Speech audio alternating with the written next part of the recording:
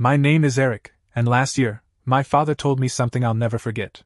Not because it was wise, or heartfelt, or even particularly clever, but because it cut through me like a rusted knife. All you do is take, he said. It came through a voicemail, an afterthought, a grenade left on my phone after what must have been a frustrating day for him. I remember I had just finished a late meeting with a potential investor. It was cold outside, raining lightly, and I had my coat half off when I saw the notification blinking. A missed call. Dad. And a voicemail. I played it on speaker as I walked into the apartment, expecting something about the grocery app he couldn't figure out, or maybe asking me to check on the heating at the old house again. Instead, his voice, sharp, tired, annoyed, hit me like a slap across the face. All you do is take. You've never given this family anything worth remembering. If you had any pride, you'd stop acting like we owe you something and just leave. I froze. For a moment, I genuinely thought I misheard it. I played it again. All you do is take. It wasn't even a scream. There was no rage in it. Just cold disappointment. Like he'd rehearsed it. Like he meant every syllable. I didn't call back. I didn't send a rebuttal. I didn't cry, though a part of me probably should have. I just stood there, looking out at the city through the rain-streaked window, realizing that something inside me, something small, but vital, had finally snapped. I was 29. I owned my own business. I paid for 3 different households and still got texts from my mother asking if I could BMO her for groceries. I'd covered my brother's overdue car payments, funded my sister's private college tuition, paid to repair my parents' leaking roof, their kitchen remodel, and their new heating system. I thought I was doing the right thing, building a legacy, showing up where it mattered. But to them, I was still the middle child. Still the invisible one. Still the background music to their spotlight. That night I packed a bag. No drama. No long emotional speeches. Just clothes, my laptop, and a pair of hiking boots I hadn't worn in years. I left a note for my assistant to pause all outgoing payments. No tuition, no utilities, no car notes. I didn't explain. I didn't know one. Then I disappeared. Not forever. Just enough. 3 days passed. Then a week. And silence. That was the part that hurt more than the voicemail, that no one even noticed I was gone. No calls. No texts. No. Hey, are you okay? Messages. It was like I had vanished, and the world just shrugged. Until the system began to crack. Mia, my sister, was the first to feel it. Late Friday night, nearly 2 weeks after I left, she called me. I let it go to voicemail. Hey Eric, weird thing. I just checked the school portal and my tuition payment didn't go through? Like, I know it's usually automatic, so, did something happen with the account? Let me know. Her voice was tight, like she was trying not to sound panicked. I could hear the forced casual tone, the kind you use when you're scared but don't want the other person to know you are. I didn't call her back. I didn't text back either. Instead, I sent a single message. Thought I never gave this family anything. That was it. No punctuation. No emotion. No follow-up. Within the hour, my phone blew up. 4 missed calls from Mom. 2 from Adam. 1 from an unknown number. A voicemail from my dad, this time different, shorter, angrier, more afraid. Eric, we need to talk. Whatever this little stunt is, it's not funny. Your sister's future is on the line. Still no apology. No ownership. Just more of the same, pressure, guilt, obligation. Like my worth was tied to how many checks I could write. That weekend I flew to Denver. I'd never been. It seemed far enough away to feel like escape, but close enough that I wouldn't need a passport. I rented a small Airbnb near the mountains, a place with big windows and no Wi-Fi. I turned off my email. Put my phone on silent. Slept. It was the best sleep I'd had in years. I woke up without stress clawing at my chest. I made breakfast. Went for long walks. Journaled. Took up sketching again. I let myself breathe without having to make space for anyone else's needs. And for the first time in my life, I realized something. Silence doesn't mean absence. Sometimes it means peace. But back home, that silence was a vacuum. And vacuums collapse. The car I'd been paying off for Adam was repossessed. Mia's school sent her a withdrawal warning. My parents' mortgage check bounced. And suddenly, the foundation of their perfect little system started to crumble. Not because I attacked it, but because I wasn't there to hold it up anymore. They started reaching out to extended family. Crafted a story where I was unstable, ungrateful, cruel. But the thing about lies is they don't last long when the truth is documented, and my cousins? They knew. They'd seen it all over the years. One of them, Emma, messaged me. I always admired how patient you were. I'm glad you finally stopped being their safety net. That one hit hard. Because it wasn't said with anger. Just quiet understanding. I didn't want revenge. I wanted peace. But sometimes, the path to peace begins with absence. With silence. With the simple, final act of saying, "You think I take too much? Fine. I'll give you nothing." And letting that be the last word. They called me selfish. Over and over again, in different ways and voices, cloaked in guilt or coated with rage. Mia's texts were the first, short, clipped, growing more frantic with each passing day. Adam followed with his signature brand of passive aggression, sprinkled with backhanded accusations. "I guess we know who the real adult is now."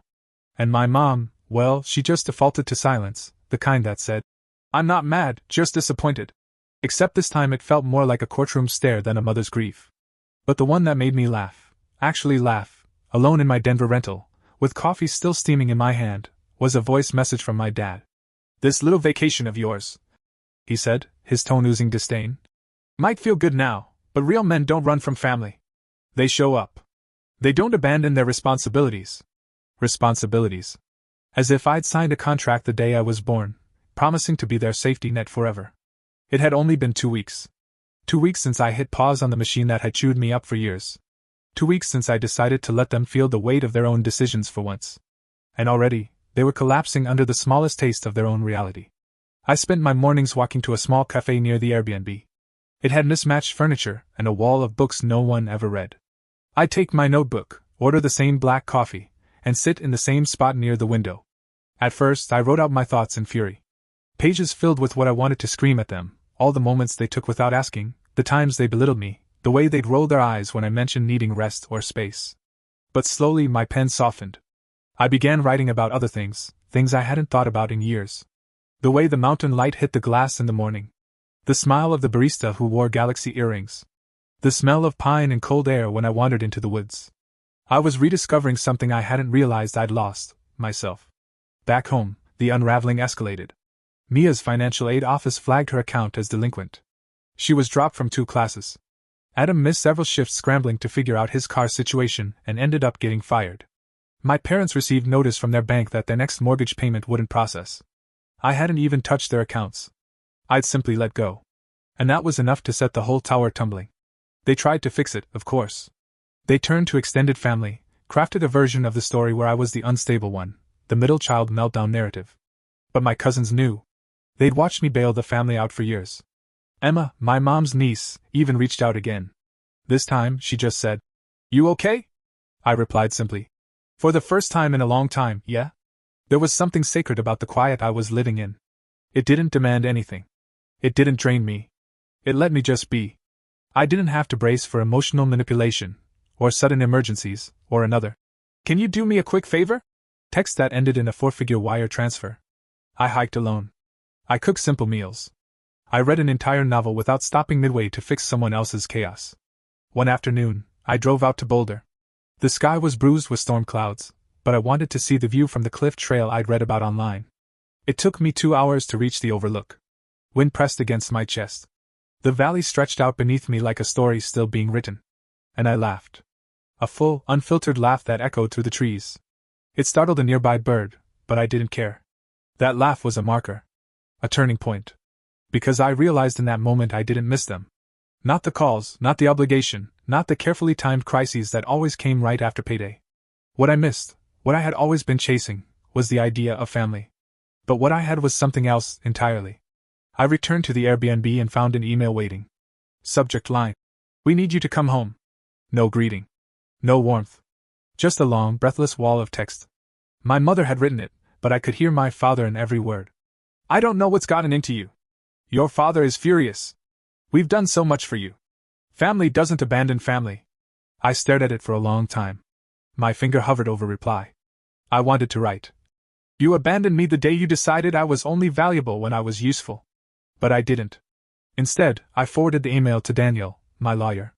I told him to begin transferring all pending education funds I had set aside for Mia to a new scholarship foundation. One that served first-generation college students. The kind of students who appreciated help. Who didn't take it for granted. I also asked him to check the title on the lake house. The one my parents used every summer. The one I had paid off in full under the promise it would be Our legacy. Daniel got back to me in less than a day. My name was still on the deed.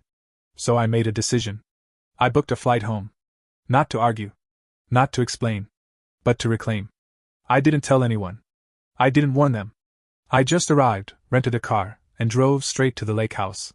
It was exactly as I remembered it: warm wood, glass windows, a wall of family photos that somehow didn't feature me. I walked through the rooms, each step tightening something in my chest. I had funded this place. I had given them this comfort. And still, I had become the villain in their story. I took out my phone and started snapping photos. The kitchen. The living room. The patio. I sent them all to Daniel. "List it," I said. I left the house with the same quiet I'd entered. No door slam. No goodbye. Just closure. The next day, I wrote one final message in the family group chat. The same thread where they'd once shared birthday photos, inside jokes, grocery lists, and subtle jabs. "You said I never gave this family anything. So I'm finally giving you what you've always acted like you wanted: distance. No more tuition. No more car payments. No more roof repairs. Sell your own memories. I'm out." Then I left the group chat. Blocked every number. And for the first time in my adult life, I felt weightless. They called me selfish. And maybe to them, I was. But standing on the edge of that mountain trail, my lungs filled with sharp, clean air, the silence of my phone confirming no one else owned my peace anymore, I knew the truth. I wasn't being selfish. I was finally being free. It started with a Reddit post. I was back in Denver, sitting on a park bench with a coffee in one hand and a book I wasn't reading in the other. My phone buzzed with a message from Emma, my cousin, my one neutral lifeline in the family storm. "You should see this," she wrote. There was a link. Reddit. Throwaway account. A subreddit dedicated to student support and financial aid. I tapped. The title read, "Family emergency ruined my college future. Any help appreciated." The post was from you/someone who 0. But I knew the voice in every sentence.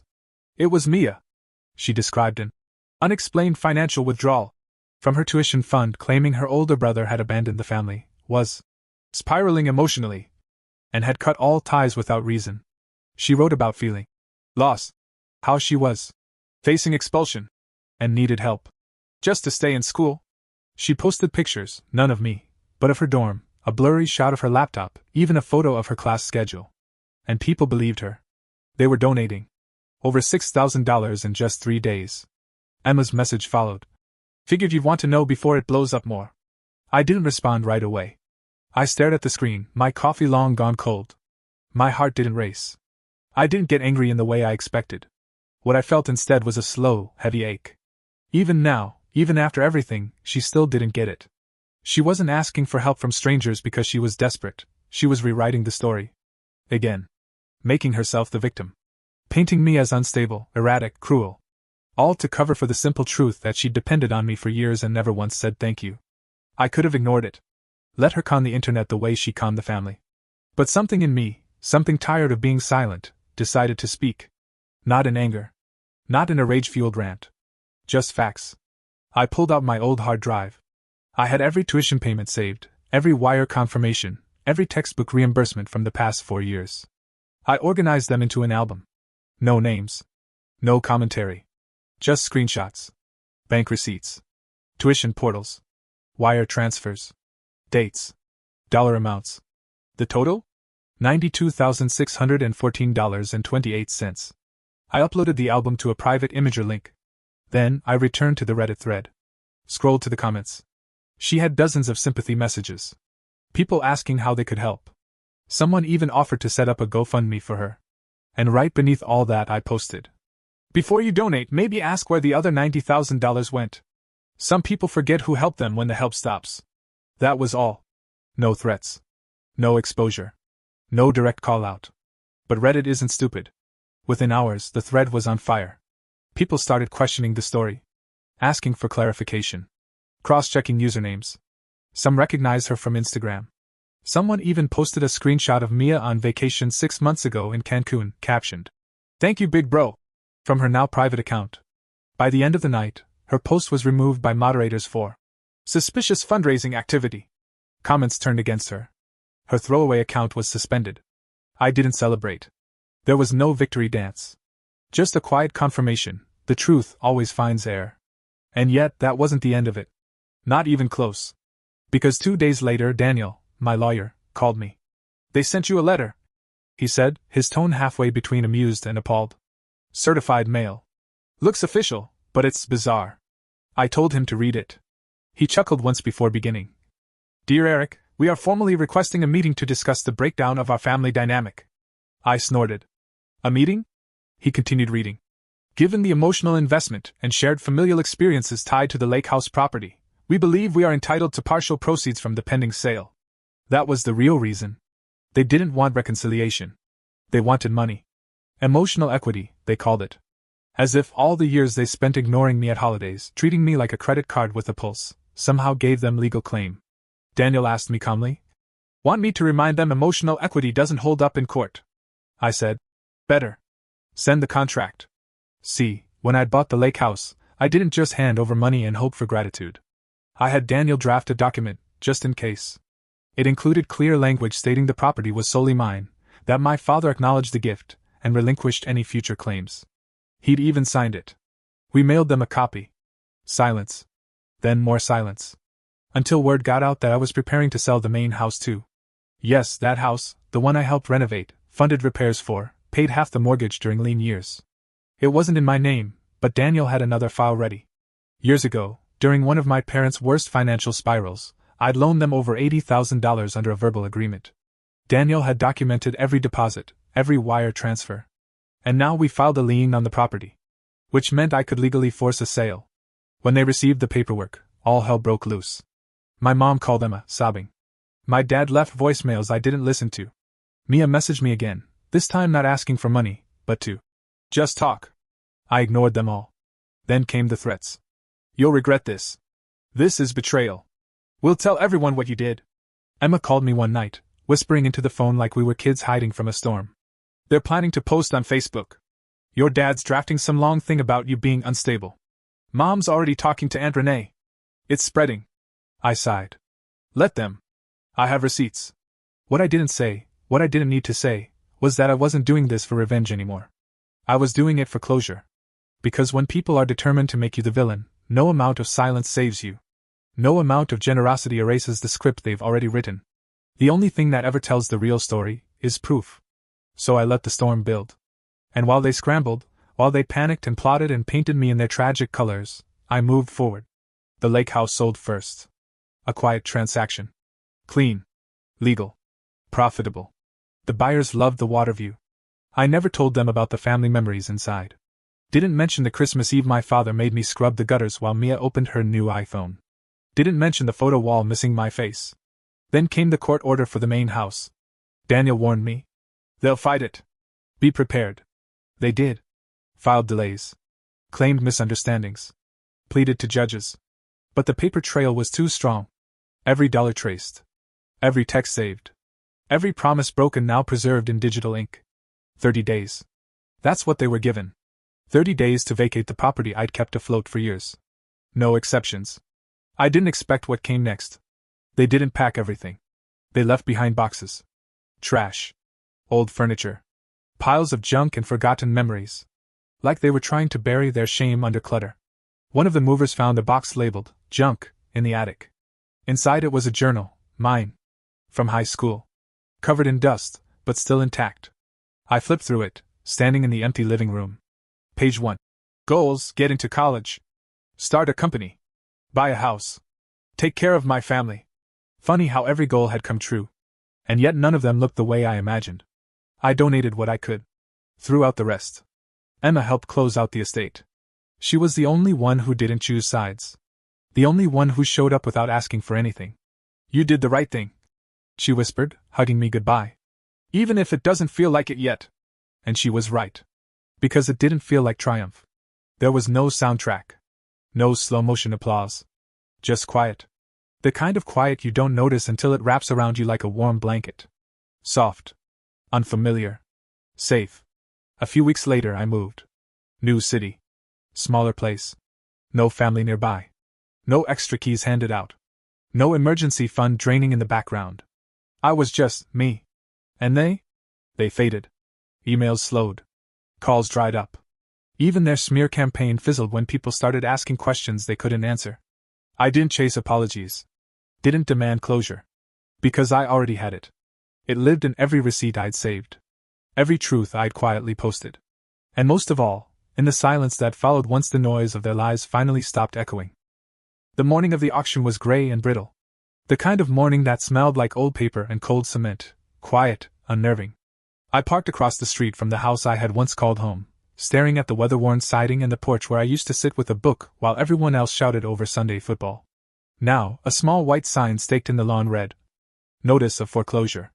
Auction today. No trespassing." A truck had pulled up earlier. Daniel was already inside, speaking to the auction rep.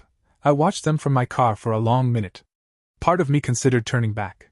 Not because I regretted what was happening, but because standing here, witnessing it, felt heavier than I expected. But some endings deserve an audience. So I got out. Hands in my coat pockets. Shoulders steady. I crossed the street slowly, almost like I was afraid I'd wake the past if I stepped too loud. The door was ajar. Daniel spotted me and gave a soft nod. "You don't have to stay for this," he said, his voice low. "I want to," I replied. "I need to." I walked through the house like I was retracing the outline of a ghost. The living room still had the same dent in the hardwood from when Adam threw a baseball indoors. The hallway had the faded outline of the height chart they stopped updating when I was 13. The kitchen smelled faintly of cinnamon and bleach, like someone tried to scrub memories off the walls. I stood in front of the cabinet I'd fixed 3 years ago after Mom snapped the hinge. She never thanked me. Said, "It's about time." I remembered painting that wall during their anniversary weekend while they were in Tahoe, using the color Mom picked out but forgot to buy. I'd covered the cost. Again. I turned toward the countertop. A picture frame sat there, one from Christmas 2 years ago. Everyone in matching pajamas. Laughing. Even the dog had a bow tie. They'd cropped me out of the Instagram version. I picked it up, stared at it a moment, then turned it face down. Outside, cars started arriving. A few prospective buyers. Some curious neighbors. Then them. They pulled up in Dad's old Chevy. All of them packed in like it was a twisted family road trip. Mia got out first. Her face was pale, jaw clenched. She wore oversized sunglasses, the kind meant to hide either grief or shame. Adam stepped out next, scowling. Always the enforcer, the big brother act he wore like armor. Then came my parents. Mom looked older than the last time I saw her. Worn down in a way that expensive creams and curated Facebook posts couldn't hide. Dad still walked like he owned the ground under him. He spotted me instantly. "Eric," he called, his voice low but tight, like he was trying to keep his rage polite. "We need to talk. Now." I didn't move. He walked up, Adam a step behind. "You're really doing this?" he asked. "You're going to humiliate your own family? Over what? Some perceived slight?" I looked him in the eyes. "It's not a slight," I said calm. "It's a pattern. And it ends today. You ungrateful little," he began. I raised a hand. "Don't. Just don't." Mia walked up beside them. Her voice cracked. "I'm going to lose my scholarship because of this. I already had to drop 2 classes. Why are you doing this to us?" I turned to her. "I paid for your first 3 years. Every tuition bill. Every textbook. You never said thank you? Not once. And when I stopped paying, you told strangers I was unstable. You lied. For money." She started to respond, but her voice caught. Mom finally spoke. "We're family, Eric. Families don't do this to each other." I let out a quiet breath. "No. Families don't take like this. You took everything. My time. My money. My trust. And when I stopped giving, you called me selfish." The auctioneer's voice rang out. "We'll begin in 5 minutes." Dad looked around, suddenly unsure. "You can't do this," he said. "You wouldn't even have this house if it weren't for us." "You're right," I replied. "So I'm taking it back." They didn't follow me when I turned to walk away. They just stood there, planted in the driveway, unable to move. Watching the foundation they'd taken for granted crumble around them. The house sold that day to a retired couple. They paid in full. They smiled as I handed Daniel the keys. They talked about renovating the backyard for their grandchildren. I nodded, wished them luck, and left without looking back. 3 weeks later, the movers arrived. My parents tried to stall, even filed an emergency motion, but the judge had already signed off. 30 days to vacate. No exceptions. They didn't even pack properly. Just grabbed what they could and left the rest in piles. Years of clutter, trophies, broken appliances, boxes marked Eric's room, filled with things they'd once told me they'd thrown out. A mover found a notebook. My old journal from high school. I flipped through it while leaning against the kitchen counter. Page after page of goals. Get into college. Start my own business. Buy a house. Take care of my family. I stared at that last one a long time. Funny how every dream came true, and yet none of them looked the way I imagined. Emma came to help me finish closing the estate. She was the only one who hadn't picked a side. The only one who saw the whole picture and didn't flinch. She hugged me tightly before she left. You did the right thing, she said. Even if it doesn't feel like it yet. And she was right. It didn't feel like justice. It didn't feel like a victory parade. It felt hollow. Sharp. Like removing something infected and being left with the space it once filled. But that space slowly healed. I moved to a new city. Bought a loft. No guest bedrooms. No spare keys. I kept the walls bare for weeks. Let myself live in the quiet. Every bill I paid was mine. Every item I bought stayed mine. I stopped bracing for last-minute emergencies. Stopped checking my phone every hour. The calls from them slowed. Then stopped. No more voicemails. No more email forwards from family friends.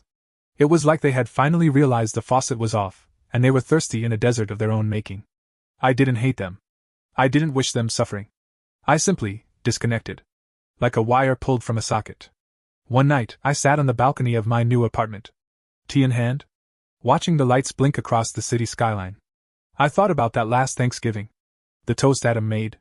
The way they all smiled like a commercial, completely unaware that the glue holding them together was me, and that it was already cracking. They didn't change overnight. But I did. I stopped bending myself backward to fit into a mold they never cared to see clearly. I stopped asking for approval they never intended to give. I stopped treating obligation like love. Months later, I got an email from Mia. Subject: I don't expect a reply. It read: I just wanted to say, I get it now. And I'm sorry. I know it's late. And it probably doesn't change anything. But I wanted you to know. You were right. I read it twice. Then once more. And then I archived it. Not out of spite. But because I no longer needed her apology to move forward. I already had everything I needed: peace, boundaries, and most of all, freedom. If there's one thing I've learned from everything that happened, it's this: love and obligation are not the same thing. It's easy to confuse the two, especially when you grow up in a family where showing up means picking up the pieces others drop without thanks, where responsibility is quietly assigned to the one who never complains, and where giving becomes your identity before you even realize you've lost yourself. For most of my life, I believed that family was a promise. An unspoken bond that meant we'd hold each other up, not weigh each other down. But what no one tells you is that not all families operate from love. Some operate from need. Some see your kindness as currency. And when that currency runs out, they call you names like selfish, ungrateful, or broken. But boundaries are not betrayals. Stepping away from people who drain you doesn't make you cruel. It makes you conscious. You don't owe people access to your peace just because they share your blood. You don't have to keep lighting yourself on fire to keep others warm. Especially when those same people never once asked how cold you were becoming inside. When I walked away, I didn't do it to punish anyone. I did it to survive. I had spent years tying my worth to how much I could provide, to how quickly I could fix, how often I could say yes, how deeply I could sacrifice without complaint. And for a while, I wore that role like armor. Until I realized that armor was dragging me to the bottom of a sea I never chose to swim in. Silence taught me something that chaos never could. When you stop reacting, people reveal who they really are. When the money stopped, when the help disappeared, when I became unavailable, their masks dropped. There were no questions about my well-being. No efforts to understand. Only demands. Only blame. And in that painful clarity, I learned that love isn't proven through how much you tolerate. It's found in reciprocity, in effort, respect, and acknowledgement. I also learned that truth doesn't always need to be shouted. Sometimes the quietest actions make the loudest echoes. I never wrote a Facebook post. I never aired my grievances in public. I simply showed proof. I posted facts. And the world saw. Sometimes, dignity is in the documentation. People often say closure comes from others, from apologies, from explanations, from reconciliation. But the real closure is internal. It's when you stop chasing answers from people who were never listening in the first place. It's when you can sit with the silence and feel peace instead of resentment. Forgiveness, I've come to realize, isn't always about letting others off the hook. Sometimes it's about letting yourself off the hook for carrying so much for so long. For believing that if you just gave a little more, they'd finally see you. Sometimes it's about forgiving yourself, for staying too long, for bending too much, for forgetting that your needs matter too. I used to think that walking away from family made me a failure. Now I know it made me free. I no longer live in a world where my worth is measured in transactions. I no longer seek validation from people who only saw me when they needed something. I no longer keep seats at my table for those who never once asked if I was hungry. And that, more than anything, is the lesson I carry forward. You are allowed to grow beyond the limits others placed on you. You are allowed to outgrow people. You are allowed to rewrite your story. Sometimes the people who claim you've changed are just angry that they can no longer control you. But change is not betrayal. Growth is not abandonment. It's liberation. And the most powerful thing you can do for yourself is to choose peace, even if it costs you people who never truly valued you. Because in the end, peace isn't the absence of conflict. It's the presence of self.